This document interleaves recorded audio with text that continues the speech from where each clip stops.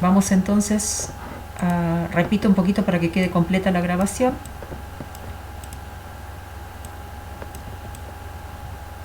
La definición de simetría axial es que tenemos, usando el axioma 9, es que a un par A alfa lo envía al par A no alfa, y entonces la recta A queda de puntos fijos, la semirrecta A se transforma en ella misma y uno de los semiplanos va a parar al opuesto. Es una transformación que no preserva la orientación. También el eje de simetría es la única recta de puntos fijos. Se está viendo. El eje de simetría es la única recta de puntos fijos. Es autoinversa, o sea que la aplicamos dos veces y nos da la identidad. Y después tenemos, con respecto a las rectas que quedan dobles, resultan ser perpendiculares al eje, y recíprocamente las rectas perpendiculares al eje son dobles. Así que eso es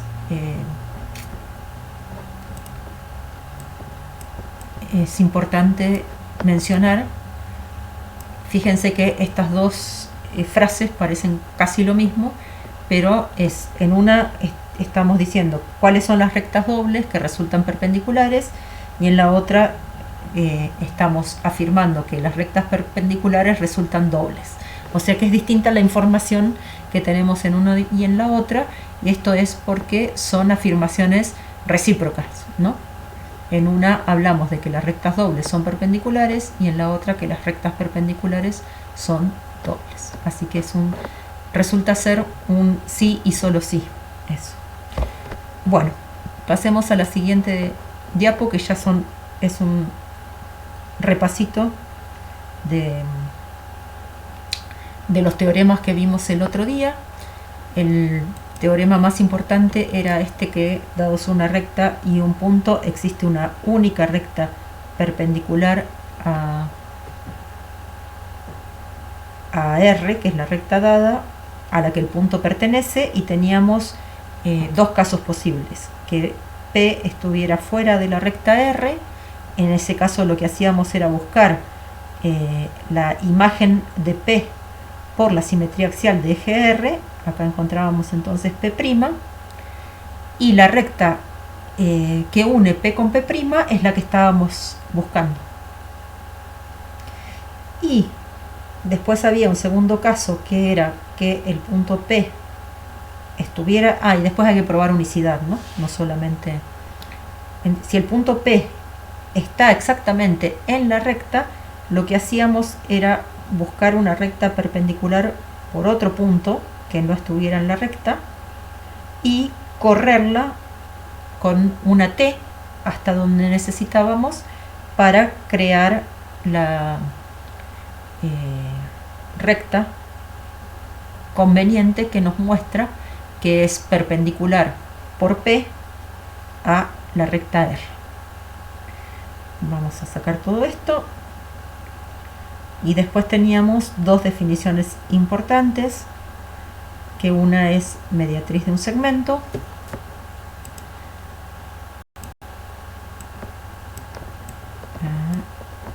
Tengo que ponerle que venga al frente, porque si no, no se van a ver. Y la otra era mediatriz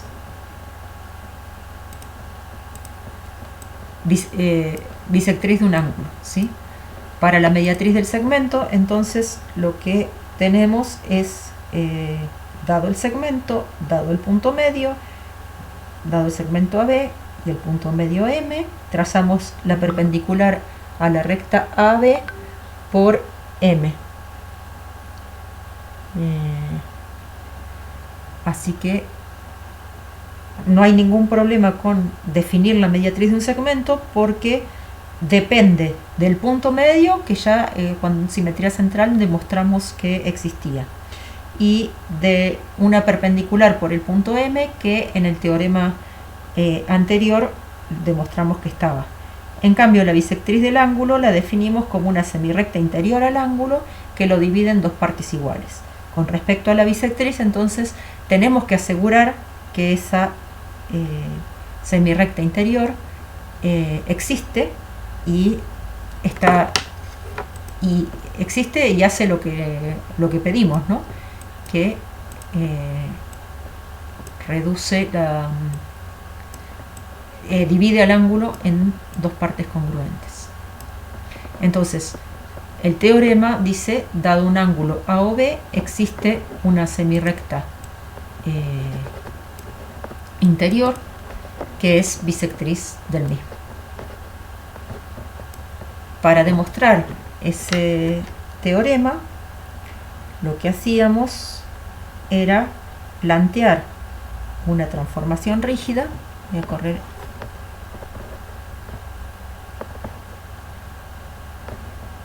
¿Está? Vamos a agarrar este lo corremos por acá. A ver qué pasa acá.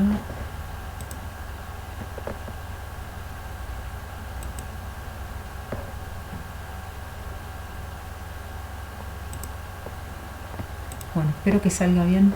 No, está todo bien. Bien. Entonces, para este teorema, lo que teníamos era nuestro ángulo A o B y planteábamos una T que me mandara la semirrecta OA en OB y el semiplano de borde OA que contiene AB en el semiplano de borde OB que contiene A. Y eso, entonces esa transformación lo que hacía era enviarme este lado en este por definición, pero también me manda este lado en este, porque esta semirrecta tiene que ir a parar, esta semirrecta es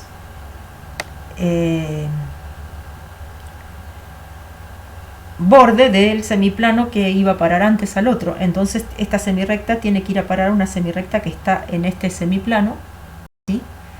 Y que contiene o está contenida en la otra. O sea, las posibilidades que tiene esa semirrecta para estar en la imagen es por acá, pero con O el punto fijo. Pero como los ángulos resultan congruentes, por el 7b tiene que ser todos iguales. Entonces, no es solamente que esta T me manda un lado en el otro, sino que el segundo lado me lo manda el primero. Eso hace que entonces T sea también involutiva o autoinversa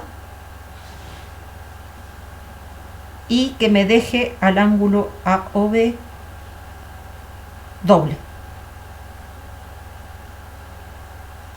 Entonces lo que vemos ahí es que si tomo la imagen del punto A que estaba en, a ver si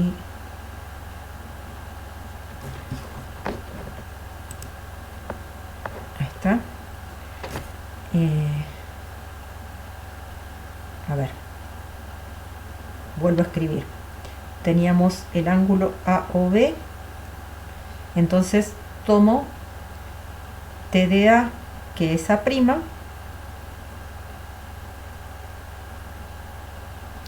le tomo el punto medio al segmento AA', que lo que veo es que es un segmento doble, porque la recta AA' resulta doble para T. Entonces tomo M, el punto medio de AA', y la semirrecta OM. La semirrecta esta OM resulta la bisectriz que yo quería. Con eso, con trazar la semirrecta OM, pruebo la existencia de la bisectriz a partir de la existencia del punto medio este M, que está en el segmento AA' y que resulta ser un punto interior al ángulo AOB. Entonces, cualquier punto interior al ángulo AOB, determina con O una semirrecta interior. Entonces, esta semirrecta OM es una semirrecta interior al ángulo, pero además me deja M fijo, porque al ser el punto medio de este que queda doble, va a sí mismo. Eso entonces me muestra que si le aplico la T al ángulo AOM, voy a obtener A' o M, porque O es fijo y M es fijo. Entonces, este ángulo, su imagen es este ángulo, que es lo que yo quería demostrar, que podía obtener dos ángulos congruentes a partir de trazar la bisectriz. Entonces, el teorema queda demostrado la existencia de la bisectriz a partir de esta construcción. Y en la anterior teníamos el corolario de que los ángulos opuestos en un triángulo isósceles que tiene dos lados congruentes resultan entonces congruentes, porque esta T, esto es por la acción de T. A ver, miremos lo del corolario. Lo que acabamos de lo que dice el corolario es que si tengo un triángulo isósceles A o B, que creo que dice ABC, pero bueno, la hipótesis entonces es que este lado y este lado son congruentes, ¿no? Pero de la demostración lo que vemos es que acá A o A' es un triángulo isósceles, porque este lado se transforma en este, ¿sí? Entonces, si usamos una T similar a la del teorema, que me mande este lado en este lado, lo que va a pasar es que la imagen por T de A es B, la imagen por B de T, por T de B es A, ¿sí? Y entonces, si agarro el punto medio de ese segmento, trazo la semirrecta que une O con este punto medio, resulta lo mismo que el teorema anterior. Por eso es corolario esto. Y entonces este ángulo resulta congruente a este, ¿sí? Y los que quiero ver son los ángulos opuestos. Este ángulo resulta congruente a este simplemente porque A va a B, B va a A y O va a sí mismo. Entonces, pasemos ahora al siguiente teorema, que también es repaso de la clase anterior, que decía que en un triángulo isósceles la bisectriz del ángulo queda contenida en la mediatriz del tercer lado. Y eso también es consecuencia de los teoremas anteriores, porque si trazo la recta que pasa por que une el vértice B con el punto medio M del segmento AC, puedo ver que esa recta resulta perpendicular, con lo cual es la mediatriz, pero a la vez me deja los dos ángulos con vértice en B congruentes entre sí. Entonces resulta ser la bisectriz, y eso muestra entonces que bisectriz y mediatriz, o sea, la recta que contiene la bisectriz y la mediatriz coinciden en un triángulo isósceles. Y por último, el teorema que también habíamos visto era que si tengo una circunferencia de centro O y me dan un punto que pertenece a ella, trazo la recta perpendicular a OP por el punto O, esa recta tiene como única intersección entre la circunferencia y la recta está el punto P, que era a partir del cual armé a la recta A. Y la idea de esa demostración es que si hubiera otro punto más de intersección entre esos dos,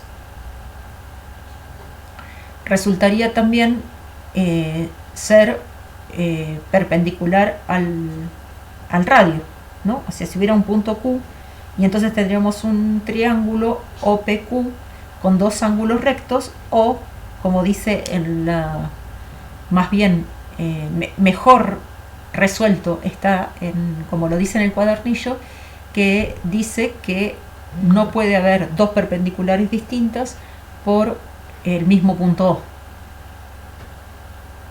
O. Malena, a ver, lo tengo que admitir. Ahí está. Ahí admití a Malena, así que somos un poquito más. Bueno, y entonces vamos a la este creo que también lo vimos el otro día. En todo triángulo a mayor lado se opone mayor ángulo y recíprocamente a mayor ángulo se opone mayor lado. Lo que hacemos es suponer entonces que el lado AC es mayor que el lado AB, entonces puedo encontrar un punto B1 perteneciente al segmento AC tal que AB1 sea congruente con AB. Como este es menor que este resulta un punto interior al segmento AC. Pero el triángulo entonces ABB1 es isósceles.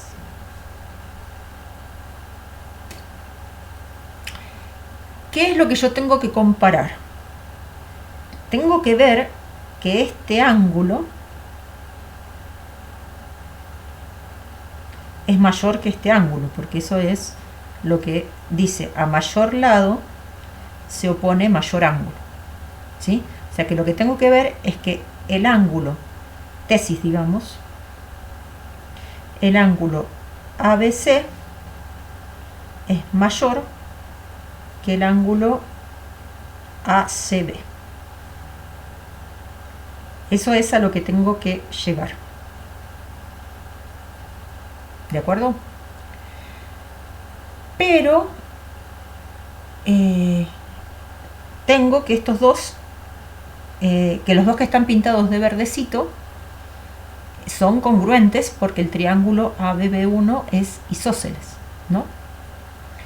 Entonces, este ángulo resulta exterior a este triángulo y por lo que vimos en simetría central, el ángulo exterior es congruente a la suma de los otros dos, ¿sí? O sea, vamos a escribir AB1 resulta congruente al ACB sumado con el B1BC. Y esto es porque ABB1 es exterior al ángulo. Pero ABB1 es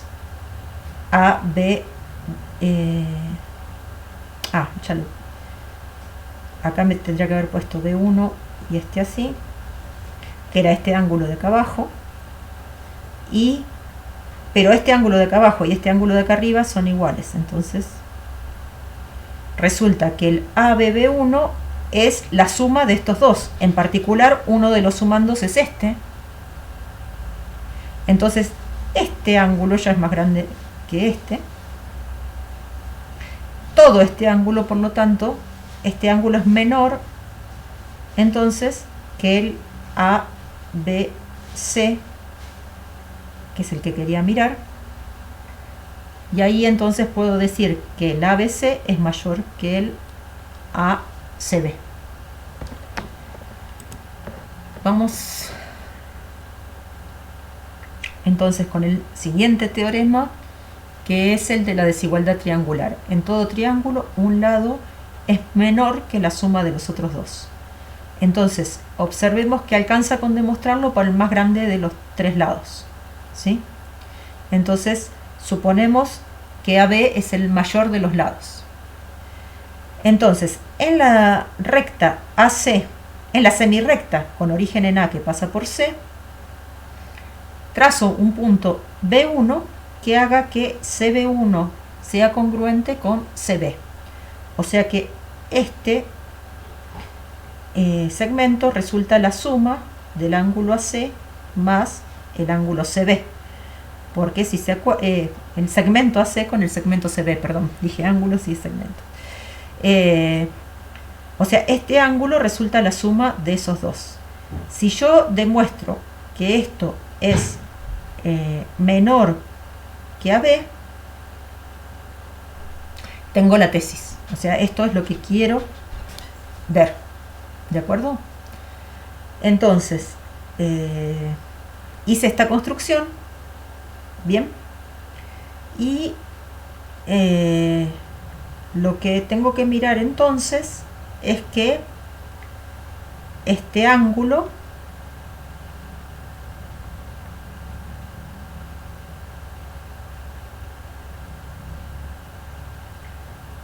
resulta mayor que este.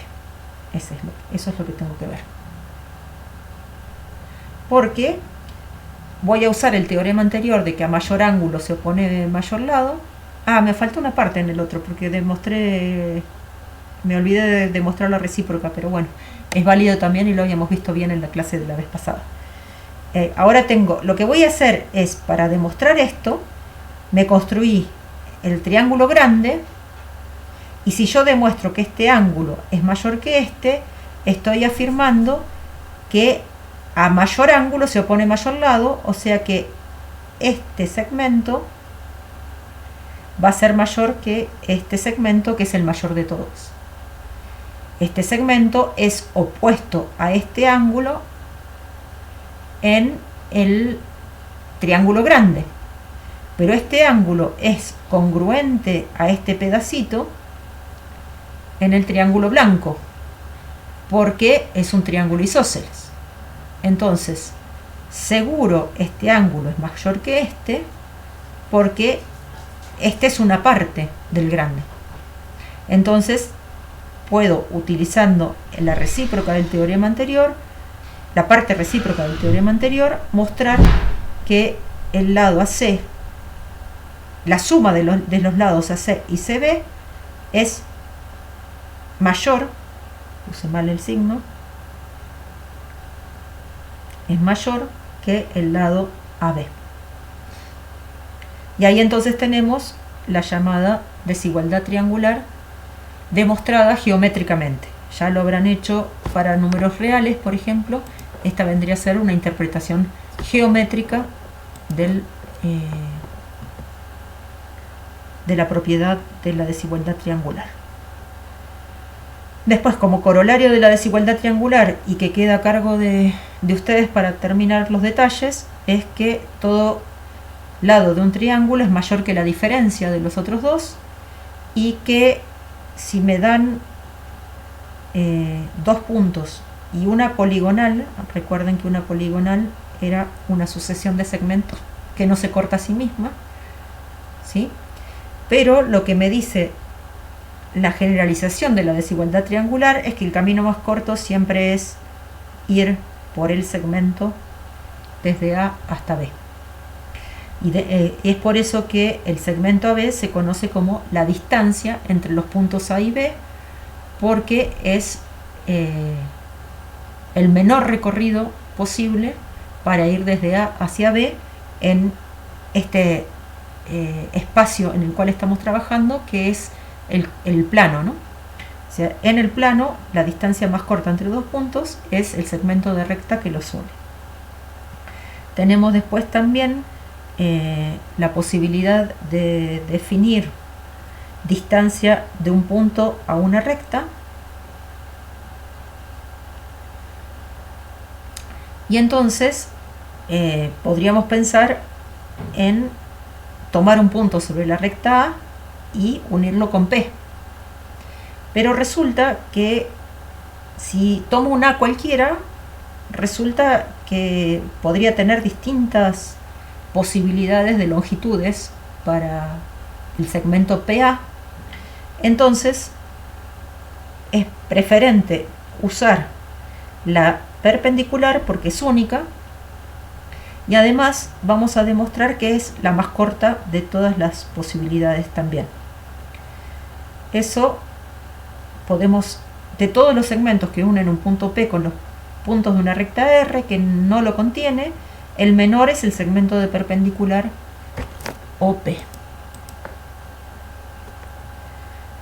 Bueno, acá vamos a hacer una demostración que es usando lo que acabamos de demostrar de la desigualdad triangular. Y se hace por absurdo. Suponemos primero que PO es mayor que PM. Le buscamos el reflejo, o sea, hacemos la simetría axial por R del punto P y obtenemos P'. Entonces resultan congruentes este segmento con este segmento y este segmento con este segmento. ¿Sí? Pero entonces, como PO y OP son congruentes, PP' es 2 veces PO. Y como PM y MP son congruentes, resulta que recorrer PM más MP es haber recorrido 2 veces PM.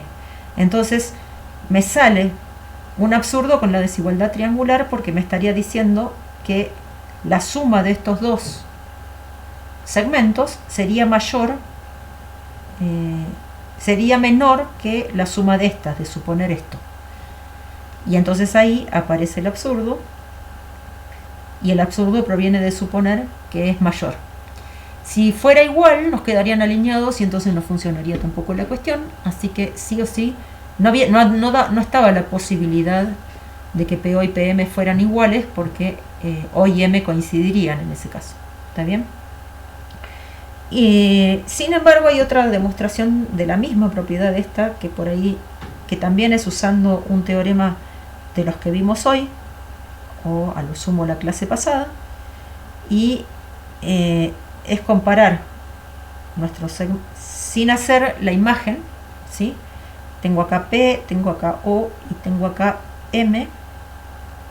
Lo que puedo ver es que el ángulo que forman P con O, la recta PO con la recta OM es un ángulo recto, ¿sí? Y en un triángulo, si tengo un ángulo recto, es el mayor de todos los posibles, porque no puedo tener dos ángulos rectos si no, no se forma triángulo. Entonces, lo que estamos viendo es que el lado PM está opuesto al mayor de los ángulos, y acabamos de demostrar entonces que a mayor ángulo se opone mayor lado. Por lo tanto, PM necesariamente es más grande que OP, utilizando el otro teorema de los que vimos hoy. Así que no es que sean dos resultados distintos, sino dos demostraciones distintas del mismo resultado. Una por absurdo y otra de manera directa. Bueno, vamos a mezclar ahora un poquito las dos transformaciones rígidas que estuvimos trabajando hasta ahora, que son la simetría central y la simetría axial. ¿Se les ocurre alguna figura que tenga a la vez centro y eje de simetría?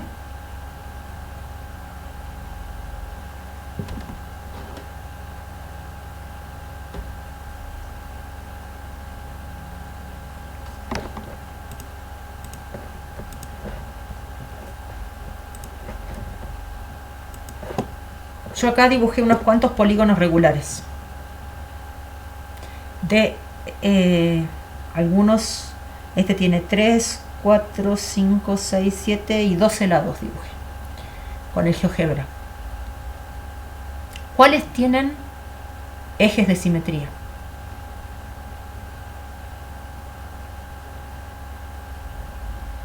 Todos, ¿no? Solo que son un poquito diferentes si tienen una cantidad impar que si tienen una cantidad par de lados. Claro, eso, Marta, perdona sí, que te interrumpa, pero por ahí que lo recuerden lo que estuvimos charlando la vez pasada, ¿no? Que ahí habíamos charlado un poquito qué pasaba, viendo los distintos ejemplos, ¿no? Qué pasaba si tenían un polígono con cantidad par y un polígono con cantidad impar, ¿no?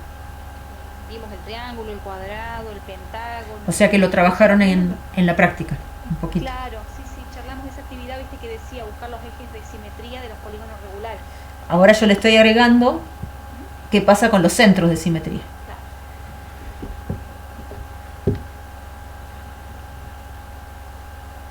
Bueno, por ejemplo, el triángulo tiene como ejes las tres mediatrices por los lados. Claro. O si quieren, las tres bisectrices de los ángulos. Total, es equilátero y funciona nuestro teorema que acabamos de demostrar. También es ejercicio para demostrar que las mediatrices se cortan las tres en un único punto. Pero ¿tiene centro de simetría esa figura?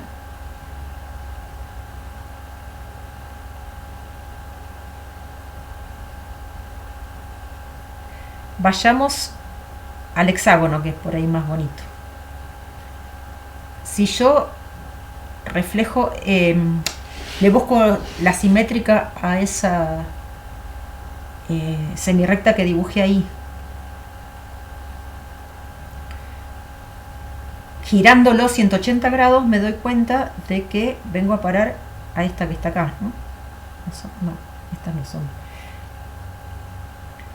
No, es que este tiene 7, por eso no funciona. Este es el que tengo que agarrar. Si miro esta, es como que en el centro, no me está saliendo bien el centro, en el centro veo que si yo hago un giro de 180 grados, esto se me transforma en esto, ¿no? En cambio acá, cuando estaba con el heptágono, no había forma de ver que una semirrecta iba a parar a otra, ¿no?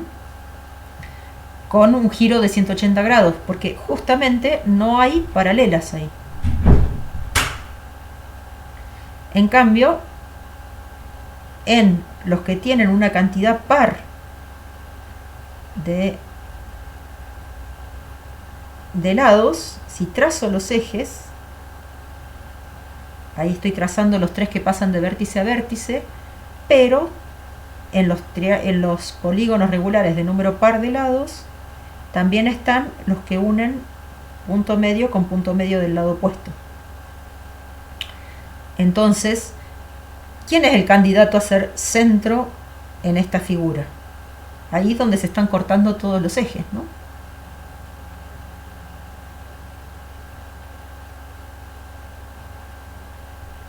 Entonces, fíjense una cosa interesante que pasa, es que el cuadrado por ahí es mejor figura para mirar eso, es que si tiene estos dos ejes, este punto donde se están cortando es un punto fijo para cualquiera de los dos. ¿Y qué pasa cuando compongo la simetría de eje B y le sigo la simetría de eje A con ese punto O que es la intersección?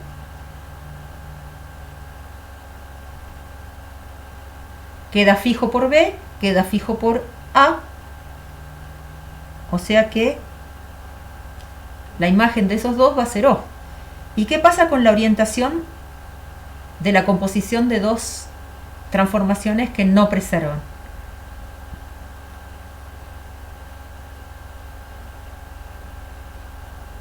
Por ejemplo,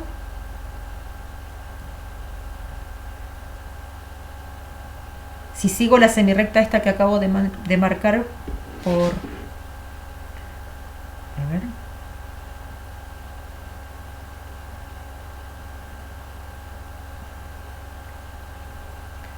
Si miremos el cuadrado, voy a dibujarlo a mano alzada.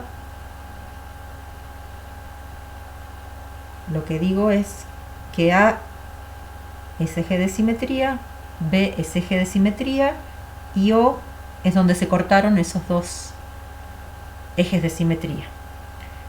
Lo que recién había escrito es que si lo sigo a O, me queda fijo por ese B, vamos a poner, no me alcanza, y me queda fijo por ese A, o sea que es un punto fijo de la composición de las dos transformaciones. ¿Qué pasa si sigo la semirrecta con origen en O contenida en la recta A y hago el mismo caminito? Primero SB de A, ¿qué me da? Esta es perpendicular a esta, así que obtengo la opuesta, ¿no? ¿Y qué me da SA de no A?